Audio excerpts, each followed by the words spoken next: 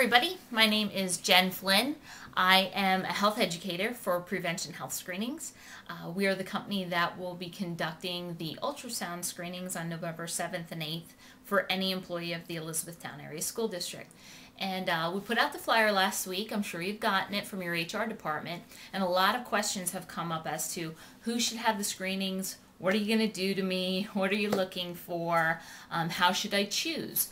So I thought I'd put out a little video, perhaps talk about the risk factors of each disease that we're looking for, and that might help you make your choice and see which one maybe you're more at risk for than perhaps another. So we're going to get right into it, remembering that everyone will have a thyroid screening to start off with, and then along with that thyroid screening you will have a choice of either a heart disease risk screen, a stroke or carotid artery screening, or an abdominal aortic aneurysm screening. And we're going to go through each one of those and explain what that means. So we'll start off with the thyroid. Thyroid is the largest gland in your neck, controls a lot of things. It produces thyroid hormone. That thyroid hormone basically has an effect on every tissue of your body. Undiagnosed thyroid disease can cause anxiety, fatigue, depression, clog your arteries, elevate your cholesterol levels, and increase your heart disease risk. Mainly because if your heart rhythm is out of whack, if you're not absorbing things as you should be, it kind of plays on all parts, all systems of your body. So your thyroid, while it being a little a little gland that sits on your neck, controls a lot of the things that you may not think of. Disease risk factors for thyroid disease. Women are at more risk than men. Just kind of a fact. As you age, 50 years of age and older, you become more at risk for thyroid disease. If you have a family history of thyroid disease, you're more at risk. If you smoke, if you've been exposed to radiation, dental x-rays or a lot of head x-rays or neck x-rays in your lifetime, that can be a risk factor. Too much or too little iodine in your diet, talking about goiters and things like that, which come from too little iodine in your diet. Your thyroid hormone or your thyroid gland needs iodine to function. And stress, which I'm sure no one has any stress, right? So thyroid ultrasound kind of looks like what you see in the picture. It's painless. We smear a little ultrasound gel on your neck and basically use those sound waves to look at the structure of that gland. We look for nodules, tissue changes, enlargements, any type of structural changes that may cause you to have some sort of function issue with your thyroid gland. So that being said, we're going to go right into the next one. One of your choices is the heart disease risk screen. Now, risk factors for heart disease that you can't change. Age. Unfortunately, as we age, things start to go wrong. It's a fact of life. We can't change it. Gender. Men, you have a higher risk of heart disease than women. However, women, you die more often of heart disease than men. So that's just something to keep in mind. Family history. If you have a parent, a grandparent, or a brother or sister that has had heart disease, that's a family history. Something you should be aware of going forward. And then there's also those things that we do to ourselves that we can change. Smoking, high cholesterol, high blood pressure, physical inactivity, obesity, diabetes, diet and nutrition, and again, stress. So this isn't rocket science. I'm sure you've heard Dr. Oz or someone else tell you about these things. So it's just kind of a repeat of that. But what this test then looks for, it measures the inner layers of your artery. It measures the intima and the media. Those are two of the innermost layers of the artery wall. And it gives you a vascular age from this measurement. Basically, your vascular age should be your chronological age or less. Your arteries shouldn't be any older than you are. So if you're 45 and you come to us and you get this heart disease risk screen, and we tell you your arteries are 60 years old, that means you're either doing something to damage them prematurely, or you have a family history of some sort of heart disease that is already starting the process, something you should be aware of. This is something that is reversible if you change your culture or change your wellness, stop smoking, maybe exercise a little more, eat more fruits and vegetables, make yourself a little healthier, you can reverse your vascular age. So that's something to keep in mind. Moving right into the next test you might be able to take part of is the stroke or carotid artery disease screening.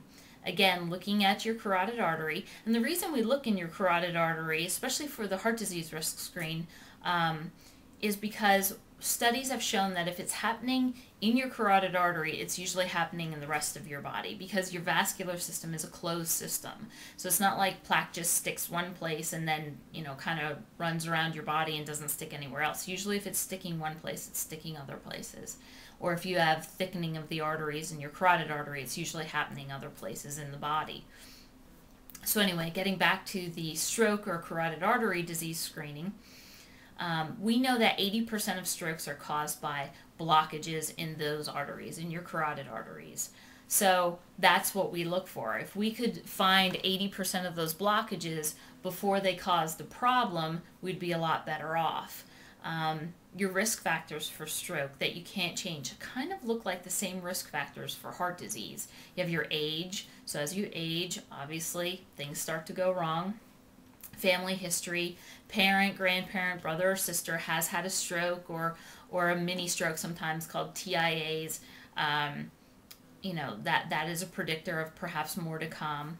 Gender, higher incidence of stroke in men than in women. However, again, the mortality rate is higher in women than in men. And again, like I said, prior stroke, TIA, or heart attack, those are warnings that you need to make a lifestyle change. Those are warnings that things are already happening. Your doctor is on board probably at this point and moving further with your treatment.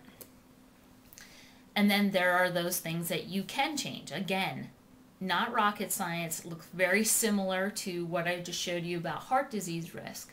High blood pressure, smoking, diabetes, carotid or other artery disease, AFib, which is irregular heartbeat, other heart disease, high cholesterol, poor diet, and again, physical inactivity or obesity. And this is what a carotid ultrasound looks like. Again, put a little gel on your neck, use the sound waves to take a look in there, and we measure the velocity of the blood flow going to your brain through your carotid artery, and also we look for any plaquing. You can have anywhere from mild to severe plaque, and from them that's determined when you get your report back in the mail. It will tell you what the next steps are for you if that occurs. Again, once you have plaque, you cannot get rid of it unless it's scraped out by a doctor. That's really the only way you can get rid of that plaque. So once you have it, you're stuck with it. And that leads to our last screening we're going to offer, and that would be the abdominal aortic aneurysm screening. Now this affects less people than, say, heart disease or stroke. It's very hereditary.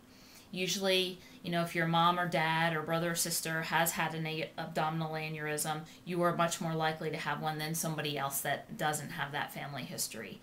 There are no symptoms of this. You cannot feel this getting larger in the majority of people, unless it's very large. Then sometimes, there are definite signs, but usually no symptoms with it. And it causes about 16,000 deaths each year. So while, that sounds like a lot, it's compared to what heart disease and stroke cause, it's not honestly a drop in the bucket compared to those, unless you're specifically affected. Now the problem with that is, 50 years ago, ultrasound screenings weren't done to determine if there was any aneurysm in the abdomen, and some people just passed away, and it could have been from that, and they don't know that because the testing wasn't there. So that's always the caveat. This usually affects more people like age 60 and older. As you age, your arteries become weaker, as with everything, and that might be something that you may run into. But like I said, the likelihood of it being as prevalent as heart disease and stroke just isn't there. So you can take a look here. This is a picture of what the ultrasound would look like of someone who actually has an aneurysm. And the arrows show that it is bulging out. That should not be like that. It should look like a hose, not necessarily a hose with a big water bubble in it. That's where we run into problems. So that's about it for all the tests. I know that was fast, but you guys don't have a lot of time to sit and watch videos, so I wanted to make sure we kind of touched on everything, but then, didn't bore you with the details. We at Prevention Health Screenings, our mission is to provide affordable and accurate knowledge through these screenings and empower people to basically make choices about their own health. We've been in business since 2001, and we find silent health problems before they become debilitating or deadly events. After you have these screenings, which are non-invasive, meaning we're not going to stick you or stab you, they're completely painless, they're very quick, proactive, and they basically can save your life. We have found things that required, doctor intervention later after results were shown, and people's lives have definitely been saved. So this is a great thing that Elizabethtown Area School District is offering its employees. You should definitely take advantage of it. If you would have to pay for these things out of pocket, you're looking at up to $144. So this is something that is being offered to you completely free of charge, and you should definitely take advantage of it. In 10 to 14 days, you will receive a report in the mail from us stating what we found. These reports will be reviewed by a board-certified vascular physician, and we encourage you to take those to your doctor. All results are confidential. No one will get them but you. And even if it comes back and it says your screenings were completely normal, still take them to your doctor. It's good to make it part of your medical record. So I hope that helps. Hope that answered some of your questions. Like I said, we'll be there November 7th and 8th. Contact Lynn in your HR department to sign up for the screenings, and she'll be getting back to you then with an appointment time, and we'll go from there. So have a great day, take care, and enjoy your health. Bye-bye.